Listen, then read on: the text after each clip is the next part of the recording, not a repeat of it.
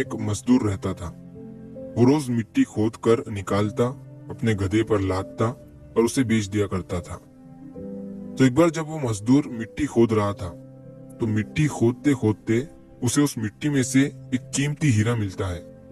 लेकिन उस मजदूर को नहीं पता था कि वो बहुत ही कीमती हीरा है। तो उसने उस हीरे को अपने गधे के गले में बांध दिया।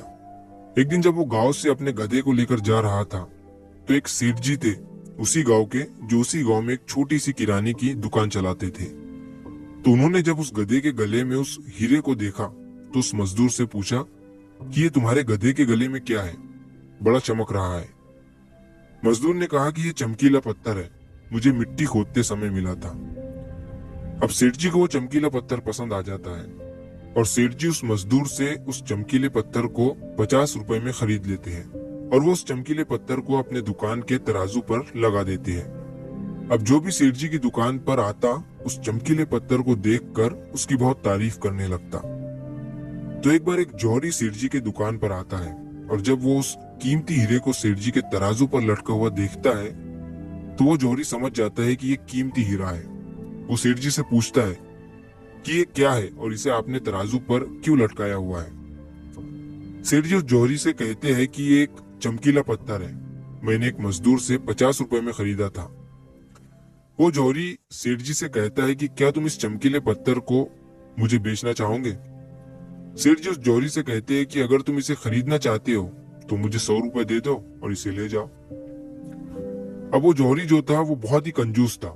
उसने सेठ जी से कहा कि मैं इस चमकीले पत्थर के तुम्हें 80 रुपए दे सकता हूँ, चाहिए तो बोलो, नहीं तो मैं जा रहा हूँ। सेठ जी अपने 100 रुपए पर ही अड़े रहे और वो जौहरी ये सोचकर वहां से चला गया कि आज सेठ जी नहीं मान रहे हैं, कल आऊंगा और सेठ जी को 90 रुपए देकर वो हीरा लेकर चला जाऊंगा। लेकिन हुआ कुछ ऐसा कि उसी दिन शाम के वक्त एक दूसरा जौहरी उसी गांव के रास्ते से जा रहा था और अचानक उसी गांव में उसकी गाड़ी बंद हो जाती है। जब तक ड्राइवर गाड़ी को रिपेयर कर रहा होता है, वो जौहरी सेठ जी की दुकान पर कुछ लेने के लिए जाता है और जब वो उस हीरे को तराजू पर लटका हुआ देखता है, तो वो सेठ जी से उसे खरीदने के बारे में पूछता है। सेठ जी भी उसे वही कहते हैं कि 50 में लिया था, आपको 100 रुपए में दे दूंगा। वो जौहरी बहुत होशियार था, उसने एक सेकंड भी वेस्ट नहीं किया और तुरंत सेठ जी को 100 रुपए देकर वो हीरा लेकर वहां से चला गया। अब जब दूसरे दिन पहला जौहरी सेठ जी की दुकान पर आया और जब उसकी नजर तराजू पर पड़ी, तो उसे वो हीरा वहां नहीं दिखा। उसने सेठ जी से पूछा कि वो चमकीला पत्थर कहाँ गया। सेठ जी ने कहा कि वो कल तुम्हारे जाने के बाद एक दूसरे साहब आए, उन्हें वो पसंद आ गया और उन्होंने 100 रुपए देकर मुझसे वो खरीद लिया। अब ये सुनने के बाद उस जौहरी को बहुत पछतावा हुआ और उससे गुस्सा भी आया। तो उसने गुस्से में सेठ जी से कहा कि तुम कितने बड़े बेवकूफ हो, वो कोई चमकीला पत्थर नहीं था, बल्कि वो बेशकीमती हीरा था और तुमने उसे 100 रुपए में ही दे दिया। अब ये सुनने के बाद सेठ जी ने उस जौहरी से कहा कि साहब, ऐसा है कि मुझे तो पता नहीं था कि वो बेशकीमती हीरा है और आपको ये पता होने के बावजूद भी आप कल मुझसे 20 रुपए के लिए झिकझिक कर रहे थे। तो मुझसे बड़े बेवकूफ तो आप हैं, जिन्होंने 20 रुपए के लिए एक कीमती हीरा खो दिया। दोस्तों, इस कहानी से हमें 3 बहुत बड़ी सीखें मिलती है।